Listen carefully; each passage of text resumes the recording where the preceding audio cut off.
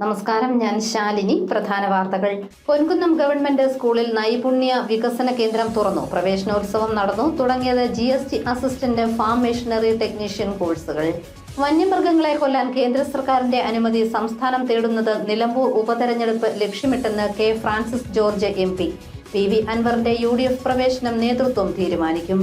കുടുംബശ്രീ സംസ്ഥാന കലോത്സവം അരങ്ങിന് സമാപനം. കണ്ണൂർ ജില്ലയ്ക്ക് ഓവറോൾ കിരീടം. ചങ്ങനാശ്ശേരിയിൽ കഞ്ചാവുമായി ഒരാൾ പിടിയിലായത് ചങ്ങനാശ്ശേരി സ്വദേശി ഷെറോൺ നജീബ്. പിടിച്ചെടുത്തത് 10 കിലോ കഞ്ചാവ്. വാർത്തകൾ വിശദമായി. Ponkunnam government vocational higher secondary സ്കൂളിൽ നൈപുണ്യ വികസന കേന്ദ്രം പ്രവർത്തനം തുടങ്ങി. Government chief whip doctor N. Jayaraj ഉദ്ഘാടനം നിർവഹിച്ചു. ഇതോടൊപ്പം പ്രവേശനോത്സവവും നടന്നു.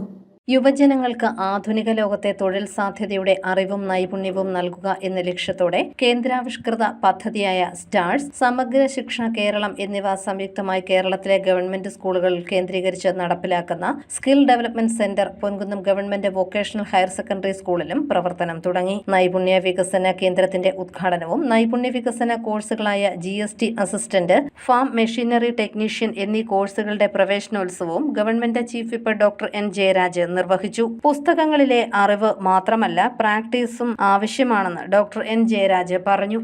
നമുക്കറിയാം, ഇന്നത്തെ വിദ്യാഭ്യാസത്തിന്റെ ഒരു വലിയ പ്രശ്നം, നമുക്ക് എല്ലാ കാര്യത്തിനും അറിവൊക്കെ ഉണ്ട്. പക്ഷേ നമ്മളൊരു ബൾബ് മാറ്റിയിടാൻ പറഞ്ഞാൽ നമുക്ക് അറിയില്ല. പക്ഷേ ബൾബ് എങ്ങനെയാണ് വൈദ്യുതി ഉത്പാദിപ്പിക്കുന്ന സമയത്ത് വിശദമായി വേണേൽ പറയാൻ കഴിയും. പക്ഷേ ഒരു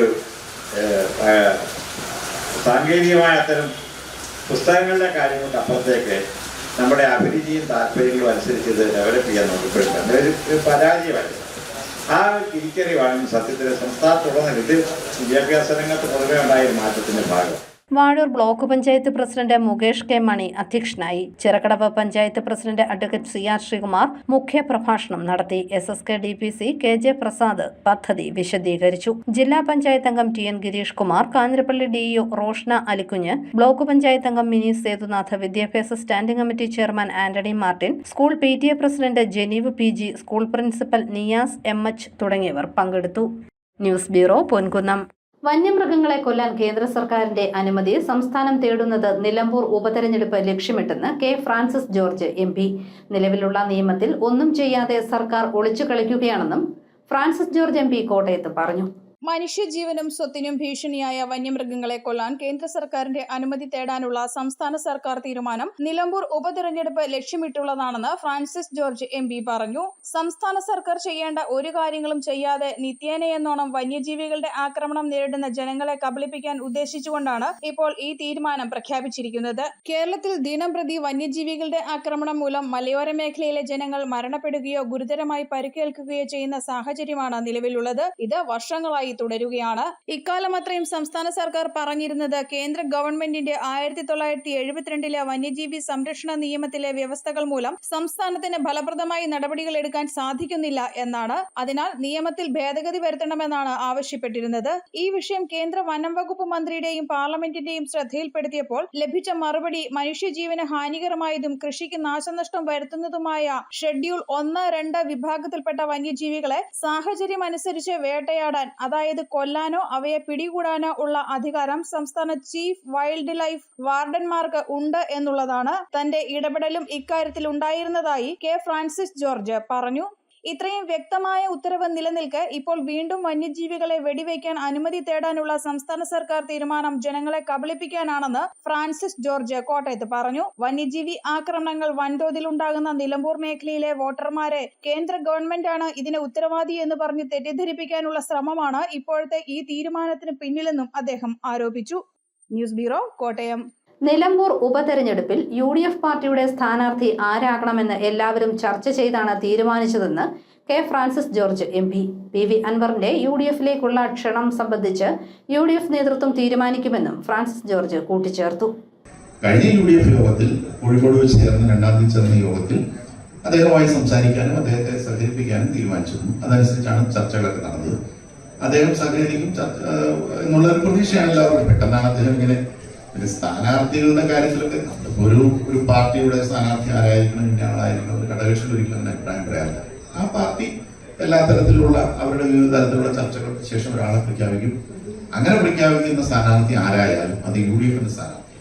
ഞങ്ങളുടെ പാർട്ടിയുടെ നിലപാട് അതാണ്. അതിനോട് ഞങ്ങൾ സർവാത്മന ഞങ്ങളുടെ ആ മേഖലയിലുള്ള നിലമ്പൂർ നിയോജകമണ്ഡലത്തിൽ ഞങ്ങൾക്കുള്ള എല്ലാ സംഘടനാ ശേഷിയും വെച്ച് ഏറ്റവും ആത്മാർത്ഥതയോടുകൂടി ആ സ്ഥാനാർത്ഥിയുടെ വിജയത്തിന് വേണ്ടി ഞങ്ങൾ ഈ കാര്യങ്ങൾ വിലയിരുത്തുകയും ചിന്തിക്കുകയും ചെയ്യുന്ന എല്ലാവരുടെയും സഹായം ഈ തെരഞ്ഞെടുപ്പിൽ യുഡിഎഫിന് ഉണ്ടാകണം എന്നാണ് ഞങ്ങളുടെ പ്രതീക്ഷയും അഭ്യർത്ഥന. കുടുംബശ്രീയുടെ സംസ്ഥാനതല മഹോത്സവം അരങ്ങിന് തിരശീല വീണു. കണ്ണൂർ ജില്ല ഓവറോൾ കിരീടം കരസ്ഥമാക്കി. കോട്ടയം ജില്ലയ്ക്ക് കുടുംബശ്രീയുടെ കലാമികവ് 3 ദിവസമായി പകർന്നു നൽകിയ കുടുംബശ്രീ സംസ്ഥാനതല കലോത്സവം അരങ്ങ് 2025 സമാപിച്ചു. അതിരമ്പുഴയിൽ നടന്ന കലോത്സവത്തിൽ 1ാം സ്ഥാനവും ഓവറോൾ ട്രോഫിയും കണ്ണൂർ ജില്ല കരസ്ഥമാക്കി. 2ാം സ്ഥാനം കാസർഗോഡ് ജില്ലയും 3ാം സ്ഥാനം തൃശൂർ ജില്ലയും നേടി. സമാപന സമ്മേളന ഉദ്ഘാടനവും ജേതാക്കൾക്കുള്ള സമ്മാന വിതരണവും ജോസ് കെ മാണി MP നിർവഹിച്ചു. പ്രതികൂല കാലാവസ്ഥയെ തരണം ചെയ്ത് 3 ദിവസവും വിജയകരമായി മത്സര ഇനങ്ങളിൽ പങ്കെടുത്തത് കുടുംബശ്രീയുടെ നിശ്ചയദാർഢ്യത്തെ എടുത്തു കാണിക്കുന്നുവെന്ന് ജോസ് കെ മാണി MP പറഞ്ഞു. ഇന്ന് എല്ലാ സാമൂഹിക സാംസ്കാരിക മേഖലയിലും സ്ത്രീകളുടെ ശക്തമേറിയ സാന്നിധ്യമുണ്ട്. ജീവിത സാഹചര്യങ്ങൾ കാരണം ഒതുക്കിവെച്ച കഴിവുകളെ പ്രകടിപ്പിക്കാൻ കഴിഞ്ഞ 6 വർഷക്കാലമായി സർക്കാർ വേദിയൊരുക്കി എന്നുള്ളത് അഭിമാനമാണെന്നും ജോസ് കെ മാണി MP പറഞ്ഞു. ഇന്ന് കുടുംബശ്രീ എന്ന് പറയുന്നത് നമുക്കറിയാം, സ്ത്രീ സാന്നിധ്യം നമ്മുടെ സമൂഹത്തിൽ കൊണ്ട് എത്തിച്ചത് അത് കുടുംബശ്രീയാണ്. അരങ്ങ് എന്ന് പറയുമ്പോൾ അതിന് പല അർത്ഥങ്ങളുണ്ട്. ഞാൻ സൂചിപ്പിച്ച പോലെ സ്ത്രീയുടെ സാന്നിധ്യം ഇന്ന് പഞ്ചായത്തുകളിൽ, ആ പഞ്ചായത്തുകളിലെ അരങ്ങ് ഇന്ന് കുടുംബശ്രീ വരെയാണ് നമുക്ക് ആ പ്ലാറ്റ്ഫോം ലഭിച്ചത്. സാമ്പത്തികമായ പ്ലാറ്റ്ഫോം സൃഷ്ടിച്ചത് അത് കുടുംബശ്രീയാണ്. ഇന്ന് എല്ലാ സാമൂഹിക സാംസ്കാരിക മേഖലയെല്ലാം കുടുംബശ്രീ നിറഞ്ഞിരിക്കുകയാണ്.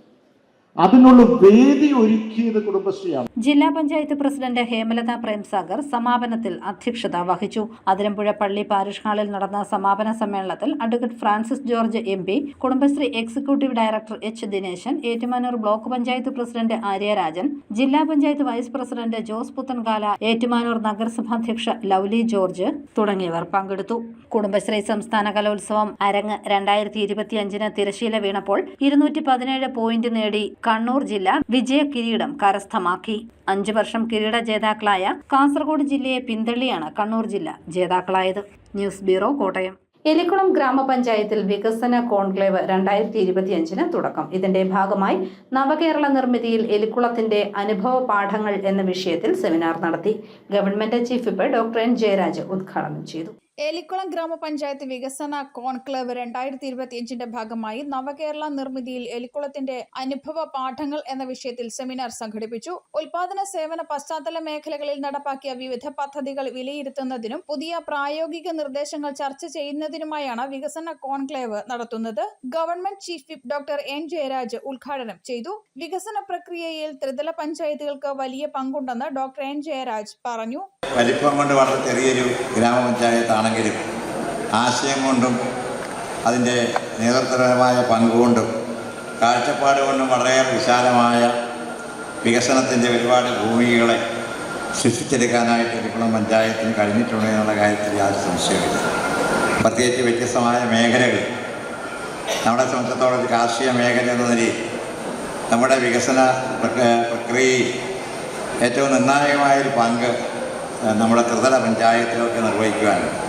ഗ്രാമപഞ്ചായത്ത് പ്രസിഡന്റ് ജിമ്മിച്ചൻ ഈറ്റത്തോട്ട് അധ്യക്ഷനായി. Pampady block panchayat president Betty Roy മുഖ്യപ്രഭാഷണം നടത്തി. Kila urban faculty doctor K. Rajesh വിഷയാവതരണം നടത്തി. Block panchayat vice president professor M. K. Radhakrishnan, ഗ്രാമപഞ്ചായത്ത് വൈസ് പ്രസിഡന്റ് സൂര്യമോൾ, സ്ഥിരം സമിതി അധ്യക്ഷരായ S. ഷാജി, ഷേർലി അന്ത്യാംകുളം, അഖിൽ അപ്പുകുട്ടൻ, പഞ്ചായത്ത് അംഗങ്ങളായ സിനി ജോയ്, സിൽവി വിൽസൺ, ദീപ ശ്രീജേഷ്, മുൻ ഗ്രാമപഞ്ചായത്ത് പ്രസിഡന്റ് നളിനി കുമാർ, കില ഫാക്കൽറ്റി വിഷ്ണു ശശിധരൻ, ഗ്രാമപഞ്ചായത്ത് സെക്രട്ടറി മാർട്ടിൻ ജോർജ്, കൃഷി ഓഫീസർ K. പ്രവീൺ തുടങ്ങിയവർ പങ്കെടുത്തു.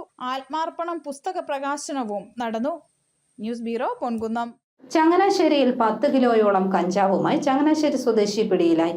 ആക്രമണം, കഞ്ചാവ് വിൽപ്പന അടക്കം നിരവധി കേസുകളിൽ പ്രതിയായ ഷെറോൺ നജീബാണ് ജില്ലാ പോലീസ് മേധാവിയുടെ ലഹരി വിരുദ്ധ സേന, ചങ്ങനാശ്ശേരി പോലീസ് എന്നിവർ ചേർന്ന് നടത്തിയ പരിശോധനയിൽ അറസ്റ്റിലായത്. ഒറീസയിൽ നിന്നും ട്രെയിനിൽ കഞ്ചാവ് കടത്തിക്കൊണ്ടുവന്ന് ചങ്ങനാശ്ശേരി റെയിൽവേ സ്റ്റേഷനിൽ ഇറങ്ങിയപ്പോഴാണ് ഇയാൾ പിടിയിലായത്.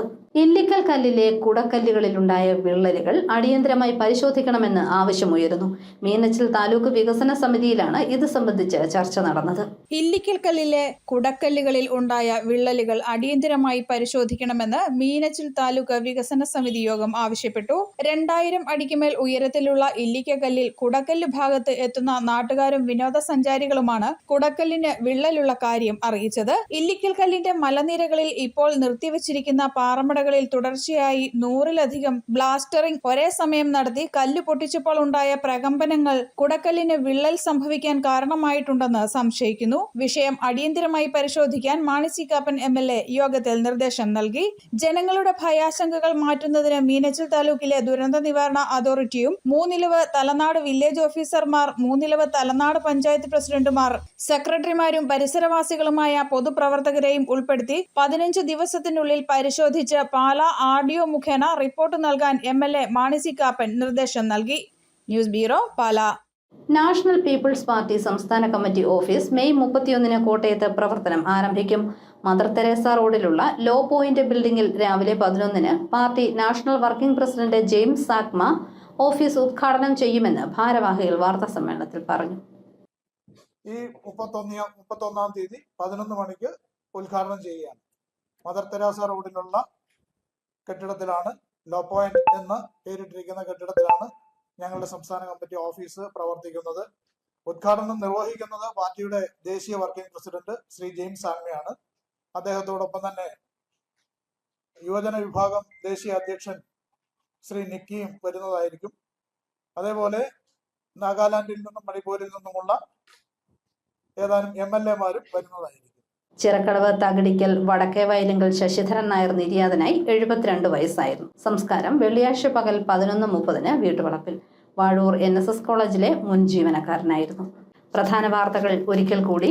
പൊൻകുന്നം ഗവൺമെന്റ് സ്കൂളിൽ നൈപുണ്യ വികസന കേന്ദ്രം തുറന്നു. പ്രവേശനോത്സവം നടന്നു. തുടങ്ങിയത് GST assistant farm machinery technician കോഴ്സുകൾ. വന്യമൃഗങ്ങളെ കൊല്ലാൻ കേന്ദ്ര സർക്കാരിന്റെ അനുമതി സംസ്ഥാനം തേടുന്നത് നിലമ്പൂർ ഉപതെരഞ്ഞെടുപ്പ് ലക്ഷ്യമിട്ടെന്ന് K. Francis George MP. PV അൻവറിന്റെ UDF പ്രവേശനം നേതൃത്വം തീരുമാനിക്കും. കുടുംബശ്രീ സംസ്ഥാന കലോത്സവം അരങ്ങിന് സമാപനം. കണ്ണൂർ ജില്ലയ്ക്ക് ഓവറോൾ കിരീടം. ചങ്ങനാശ്ശേരിയിൽ കഞ്ചാവുമായി ഒരാൾ പിടിയിലായത് ചങ്ങനാശ്ശേരി സ്വദേശി ഷെറോൺ നജീബ്. പിടിച്ചെടുത്തത് 10 കിലോ കഞ്ചാവ്. ഈ ബുള്ളറ്റിൻ പൂർണ്ണമാകുന്നു. നമസ്കാരം.